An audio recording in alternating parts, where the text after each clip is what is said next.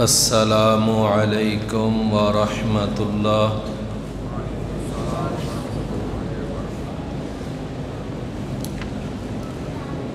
آج کے درس میں ہم انشاءاللہ سورۃ النساء کے بارے میں آج بات کریں گے۔ ٹائم ہمارا وہی 20 سے لے کر 25 منٹ کا ٹائم ہے۔ مختصر بات انشاءاللہ سورۃ النساء کے متعلق ہوگی۔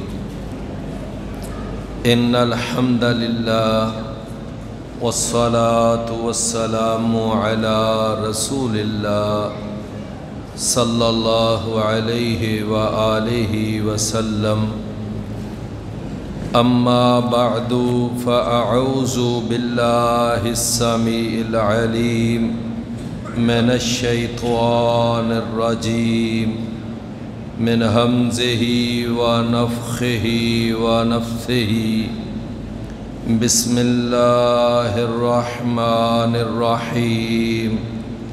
یا ایہا الناس اتقوا ربکم الذی خلقکم من نفس واحدہ وخلق منها زوجها وبث منهما رجالا كثيرا ونساء واتقوا الله الذي تساءلون به والأرحام إن الله كان عليكم رقيبا۔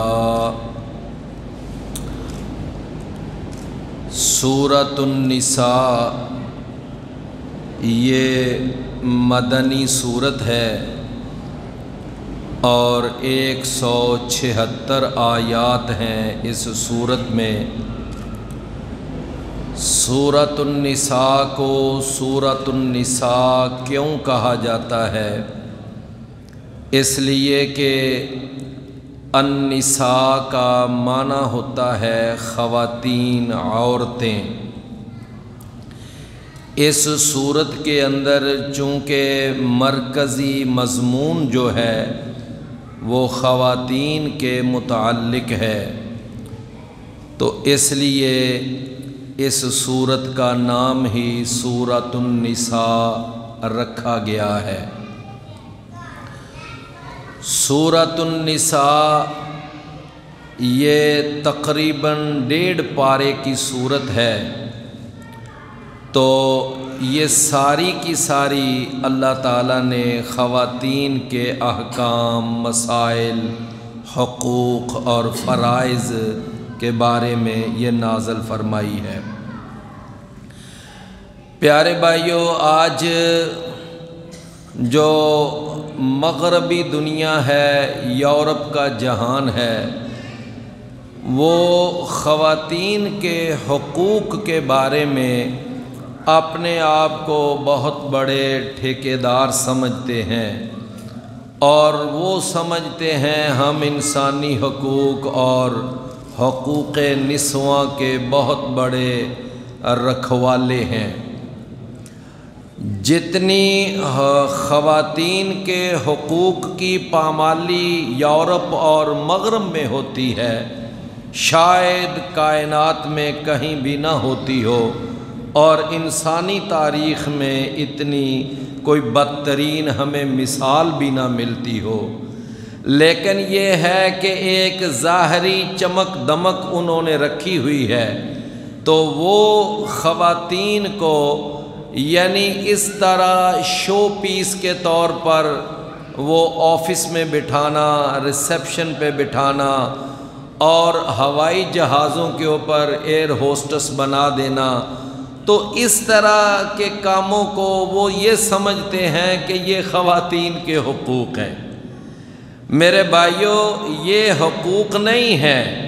اگر ایک خاتون اپنے خامد کو کھانا پکا کے دیتی ہے اور اپنے شوہر کی خدمت کرتی ہے، اپنے باپ کی خدمت کرتی ہے، بچوں کا خیال رکھتی ہے، تو اس کا معنی یہ نہیں ہے کہ وہ اپنے خامد کی، اپنے بچوں کی، اپنے باپ کی نوکرانی ہے۔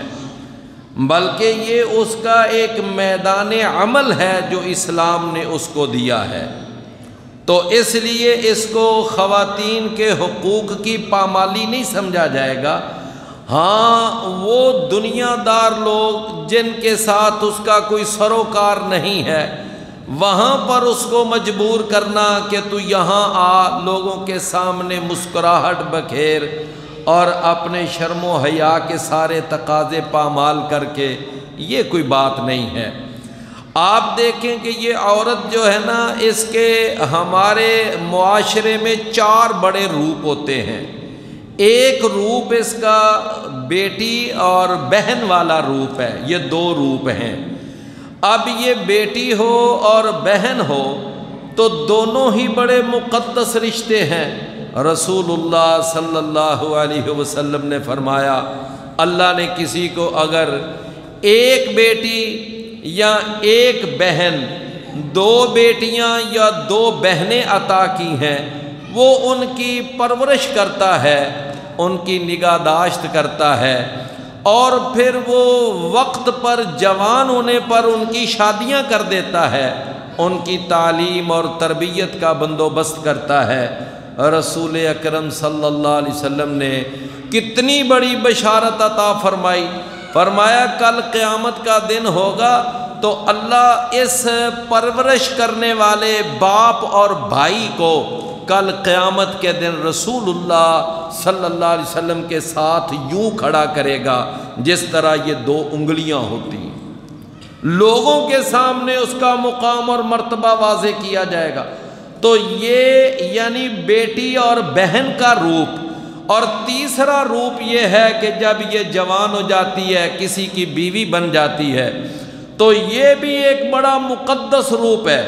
رسول اللہ صلی اللہ علیہ وسلم نے فرمایا کہ جو عورت وہ 5 وقت کی نماز پڑھے اور رمضان آئے اور اس کا روزہ رکھے اور اپنی شرم اور آبرو کی حفاظت کرے، فرمایا اور اپنے خامد کی اطاعت کرے، تو رسول اللہ صلی اللہ علیہ وسلم نے یہ 4 کام کرنے والی عورت کو فرمایا کل قیامت کے دن اللہ فرمائے گا کہ یہ جنت ہے اور اس کے 8 دروازے ہیں، 8 کے 8 دروازے تیرے لیے کھلے ہیں، تو ان دروازوں میں سے جس دروازے میں سے چاہتی ہے جنت میں چلی۔ کتنا اہتمام، کتنا مقام دیا اسلام نے اس کو بحیثیت بیوی۔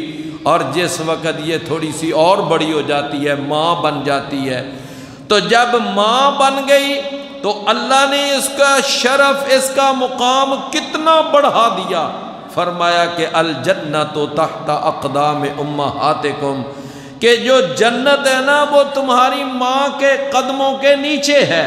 کوئی نمازی ہے، کوئی حاجی ہے، کوئی زکوٰۃ دینے والا، کوئی قاری، کوئی حافظ، جو بھی ہے، فرمایا ہر ایک کو یہ بات اچھی طرح ذہن میں بٹھا لینی چاہیے کہ اگر کوئی بھی ہے لیکن وہ اس بات کو سمجھ لے کہ اس کی جنت کا جو راستہ ہے نا اس کی ماں کے قدموں کے نیچے سے ہو کر جاتا ہے۔ رسول اللہ صلی اللہ علیہ وسلم کے بعد ان کی ایک دفعہ رضائی ماں سیدہ حلیمہ تشریف لائیں، سیدہ حلیمہ سعدیہ۔ تو نبی صلی اللہ علیہ وسلم نے اپنی وہ چادر جو ہے، جس چادر کا تذکرہ قرآن میں اللہ نے بیان کیا، یا ایھا المزمل یا ایھا المدثر، وہ چادر آپ نے اپنے کندھوں سے اتار کر اپنی اس ماں کے نیچے بچھائی اور اس ماں کو اوپر بٹھایا۔ یہ تو رضائی ماں کے ساتھ نبی صلی اللہ علیہ وسلم کا سلوک اور برتاؤ تھا۔ آپ کی حقیقی اور صلبی ماں ہوتی تو اس کے ساتھ نبی صلی اللہ علیہ وسلم کا کیا رویہ ہوتا۔ تو لہٰذا میرے بھائیوں، یہ ماں جو ہے، ایک صحابی آیا اور آ کر کیا کہتا ہے، کہنے لگا اللہ کے نبی صلی اللہ علیہ وسلم مجھے فرمائیں کہ مجھے اگر اللہ موقع دے میں کسی کے ساتھ اچھا سلوک کرنا چاہوں تو سب سے زیادہ حقدار کون ہے؟ تو نبی صلی اللہ علیہ وسلم نے فرمایا تیری ماں۔ وہ صحابی کہتے ہیں ٹھیک اللہ کے رسول، بات سمجھ آ گئی، لیکن میں اگر دوسری دفعہ کسی کے ساتھ اچھا سلوک کرنا چاہوں تو اب میں کس کے ساتھ اچھا سلوک کروں، اچھا برتاؤ کروں، اب کون زیادہ حقدار ہے؟ آپ نے فرمایا پھر تیری ماں۔ رسول اللہ صلی اللہ علیہ وسلم سے وہ صحابی اب تیسری دفعہ وہ عرض کرتا ہے کہ اللہ کے رسول یہ بات بھی سمجھ آ گئی کہ اگر مجھے اللہ اب تیسری دفعہ کوئی موقع دے، کوئی گنجائش عطا کرے، میں اب کسی کے ساتھ اچھا سلوک برتاؤ کرنا چاہوں تو اب کون سب سے زیادہ حقدار ہے؟ تو نبی صلی اللہ علیہ وسلم نے فرمایا اموں کے، تیری والدہ، تیری ماں وہ زیادہ حقدار ہے۔ جناب رسول اللہ صلی اللہ علیہ وسلم سے وہ صحابی اب چوتھی دفعہ عرض کرتا ہے کہ اللہ کے رسول بات سمجھ آ گئی کہ پہلی دفعہ بھی ماں، دوسری دفعہ بھی ماں، تیسری دفعہ بھی ماں، لیکن اگر اللہ مجھے کوئی موقع دے میں چوتھی دفعہ کسی کے ساتھ اب اچھا سلوک کرنا چاہتا ہوں، اب کون حقدار ہے؟ فرمایا اب تیرا باپ۔ تو کتنے درجے دیے اسلام نے ماں کو؟ 3، اور باپ کو کتنا؟ چوتھا درجہ۔ لہٰذا میرے بھائیوں، جتنے خواتین کے حقوق کا محافظ اسلام ہے نا، دنیا کا کوئی مذہب نہیں ہے، باقی تو سارے لٹیرے ہیں، ڈاکو ہیں، اور عورتوں کے حقوق پر غاصب ہیں۔ عورت اگر بچی ہے، بہن ہے، تب بھی قابل احترام ہے، اگر وہ تمہاری بیوی ہے تب بھی اللہ نے اس کو بڑے حقوق دیے ہیں، اگر وہ بحیثیت ماں ہے تو پھر تو اس کو کمال کا درجہ دے دیا، باپ سے بھی زیادہ یعنی اس کو درجہ اسلام نے عطا کر دیا۔ لہٰذا میرے بھائیوں، یہ جو کہتے ہیں نا حقوق نسواں، مرد اور عورت کے درمیان برابری، یہ بات غلط ہے۔ ہاں کئی ایسے معاملات ہیں کہ جس میں مرد اور عورت کو اسلام نے یکسانیت عطا کی ہے، برابری عطا کی ہے، مانتے ہیں ہم۔ آپ دیکھیں نا کہ قرآن کہتا ہے، سورہ آل عمران ہے، فرمایا مرد ہے یا عورت ہے، جو بھی ان میں سے نیکی کا کام کرے گا ہر ایک کو اس کی نیکی کا بدلہ وہ برابر برابر دیا جائے گا۔ ایسا نہیں ہوگا کہ مرد کو بدلہ زیادہ ملے عورت کو کم ملے۔ جتنی نماز کی جو نیکیاں مرد کے لیے ہیں اتنی ہی نیکیاں عورت کے لیے ہیں۔ اگر ایک مسلمان مرد بیت اللہ میں جا کر نماز ادا کرتا ہے تو مرد کے لیے کتنی نمازوں کا ثواب ملتا ہے؟ 1,00,000 نماز۔ اور اگر وہاں کوئی عورت جا کر نماز ادا کرے بیت اللہ شریف میں تو کیا خیال ہے اب اس کو 50,000 نمازوں کا؟ نہیں، اس کے لیے بھی 1,00,000 نماز کا ہی اجر ہے۔ یعنی اجر میں مرد اور عورت دونوں کیا ہیں؟ برابر ہیں۔ ہاں بعض معاملات میں اسلام نے مرد کو فوقیت عطا کی ہے، الرجال قوامون علی النساء، کہ مرد جو ہیں عورتوں پر حاکم ہیں۔ جس طرح وراثت کی تقسیم میں اللہ نے مرد کو زیادہ اہمیت دی ہے کہ لڑکے کو 2 حصے ملیں گے، لڑکی کو 1 حصہ ملے گا۔ کیوں؟ اس لیے کہ مالی ذمہ داریاں مرد پر عائد ہوتی ہیں، یہ وجہ ہے۔ اور کئی ایسے مواقع ہیں کہ جہاں یعنی عورت کو مرد پر زیادہ فوقیت دی ہے، جیسا کہ ابھی میں نے آپ کو حدیث سنائی کہ عورت کو یعنی ماں کو اسلام نے 3 حق دیے، باپ کو چوتھا 1 حق دیا۔ تو کئی معاملات میں مرد اور عورت برابر ہیں، کئی معاملات میں یعنی مرد کو عورت پر فوقیت ہے، اور کئی معاملات میں عورت کو مرد پر فوقیت ہے۔ تو جہاں جس کو فوقیت دینا زیادہ ضروری اور مناسب تھا وہاں اسلام نے فوقیت دی ہے۔ تو یہ یعنی تھوڑی سی بات میں نے اس کے حوالے سے کی۔ یہ جو سورۃ النساء ہے، سورۃ النساء کے اندر اللہ تعالیٰ نے نا یعنی اس میں ایک بڑا اہم مسئلہ بیان کیا۔ شروع کی ہی آیت ہے، فرمایا کہ تم یتیموں کا مال جو ہے نا ظلم کے ساتھ نہ کھایا کرو، وَلَا تَأْكُلُوا أَمْوَالَ الْيَتَامَى ظُلْمًا، ظلم کے ساتھ مال نہ کھایا کرو یتیموں کا۔ وہ لوگ جو یتیموں کا مال ہڑپ کر جاتے ہیں، إِنَّمَا يَأْكُلُونَ فِي بُطُونِهِمْ نَارًا، وہ جہنم کی آگ کے انگارے ہیں جو اپنے پیٹ میں بھر رہے ہیں۔ تو یہ بڑا سخت گناہ ہے یتیم کا مال کھا جانا۔ رسول اللہ صلی اللہ علیہ وسلم نے ایک موقع پہ فرمایا 7 تباہ کر دینے والے گناہوں سے بچو۔ اللہ کے رسول وہ کون سے گناہ ہیں جو تباہ کر دینے والے ہیں، ستیاناس کر دینے والے ہیں؟ رسول اللہ صلی اللہ علیہ وسلم نے فرمایا ان میں سے سب سے پہلا گناہ ہے اللہ کے ساتھ شرک کرنا، اللہ کی ذات میں، اللہ کی صفات میں، اللہ کی مخلوق میں سے کسی کو اللہ کا شریک بنا دینا، یہ سب سے بڑا گناہ ہے۔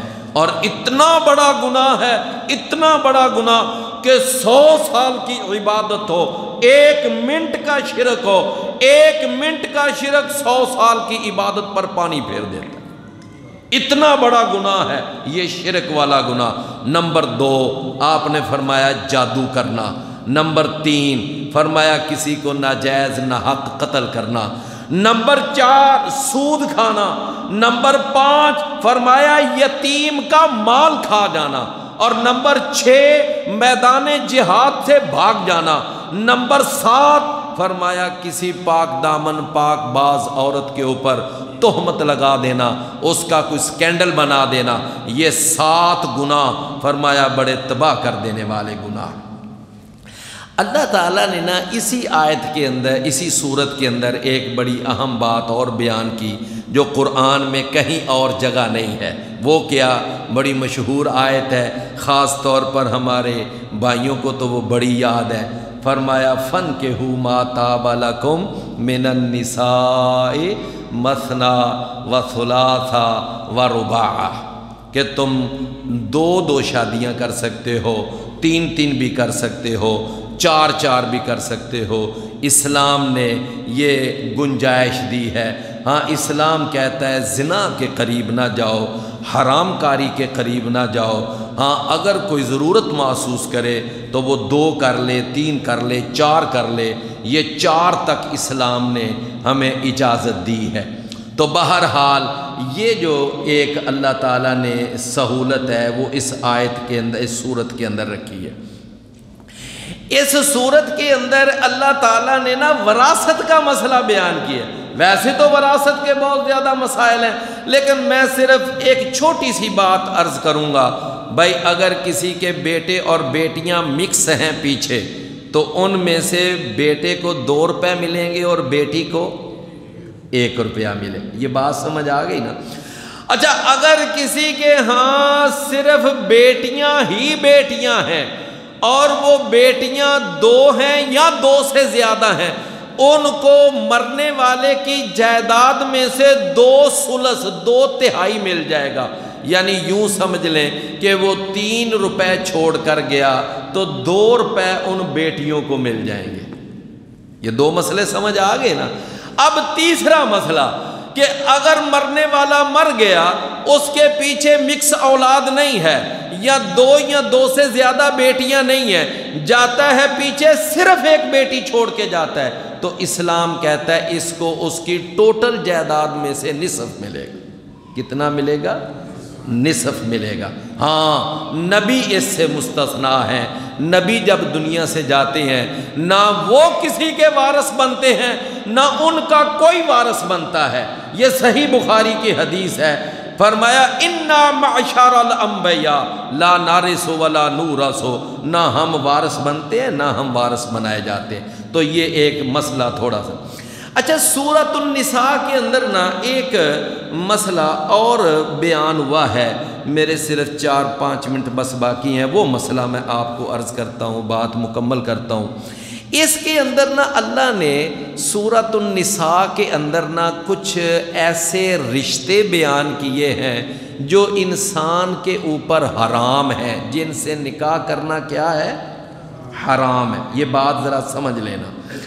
اچھا ان رشتوں میں سے 7 رشتے وہ ہیں جن کا تعلق خون سے ہے، یعنی خونی رشتے یا صلبی رشتے۔ 7 رشتے وہ کیا ہیں؟ حرام ہیں۔ ذرا وہ پہلے اچھی طرح غور سے سن لے۔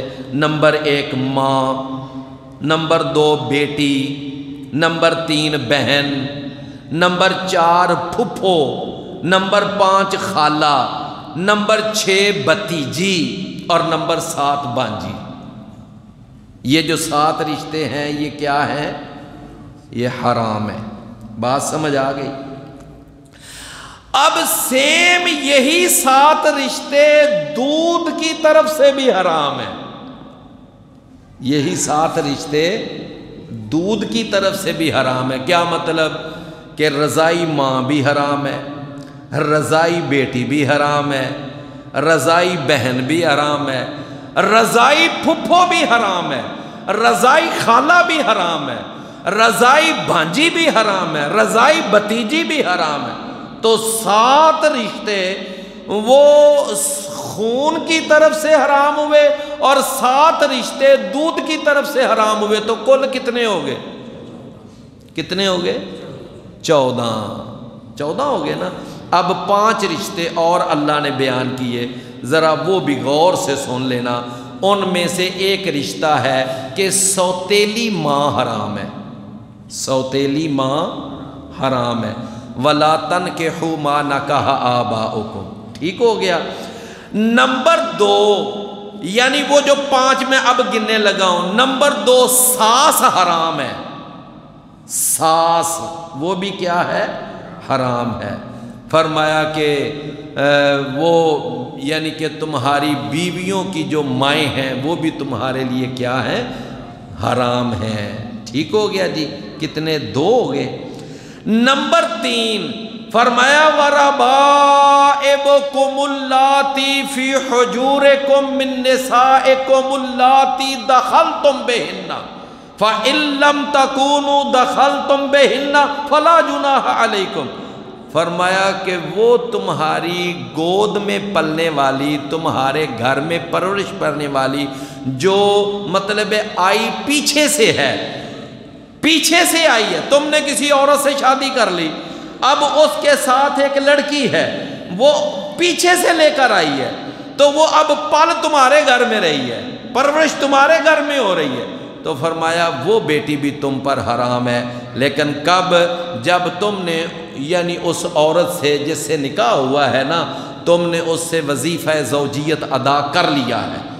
اگر وظیفہ زوجیت ادا نہیں کیا، اس سے پہلے کوئی طلاق کی نوبت آ گئی، تو پھر اس بیٹی سے نکاح حلال ہے۔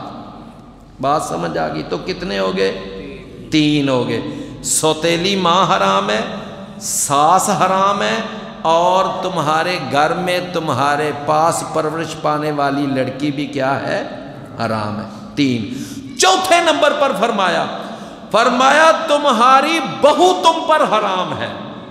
وَحَلَائِلُ أَبْنَائِكُمْ، اور تمہارے وہ جو بیٹے ہیں نا تمہاری صلب سے، ان کی جو بیویاں ہیں وہ بھی تم پر حرام ہے۔ جو منہ بولے بیٹے ہیں ان کی بیویاں حرام نہیں ہیں۔ جس طرح رسول اللہ صلی اللہ علیہ وسلم کے لیے زید بن حارثہ، جن کو انہوں نے طلاق دے دی، یعنی زید سیدہ زینب بنت جہش، تو وہ حرام نہیں تھی، نبی صلی اللہ علیہ وسلم نے ان سے شادی کر لی تھی۔ تو لہذا ایک سوتیلی ماں، پھر تمہاری ساس، تمہارے گھر میں پرورش پانے والی لڑکی، اور پھر نمبر 4 تمہاری بہو۔ نمبر 5 فرمایا وَأَن تَجْمَعُوا بَيْنَ الْأُخْتَيْنِ، 2 بہنوں کو ایک نکاح میں اکٹھا کرنا بھی کیا ہے؟ حرام۔ 5 یہ رشتے ہو گئے۔ پہلے کتنے گنے تھے؟ کتنے؟ 14 اور 5 ہیں جی 19۔ ٹھیک ہو گیا نا؟ اچھا 20واں رشتہ ذرا غور سے سن لینا۔ 20واں رشتہ وہ کیا؟ 5واں پارہ جہاں شروع ہوتا ہے وہاں پہلی آیت والمحصنات من النساء، جو عورت کسی کے نکاح میں ہے وہ بھی تم پر کیا ہے؟ جب تک وہ کسی کے نکاح میں ہے تمہارے لیے کیا ہے؟ حرام ہے۔ سمجھ آ گئی نا؟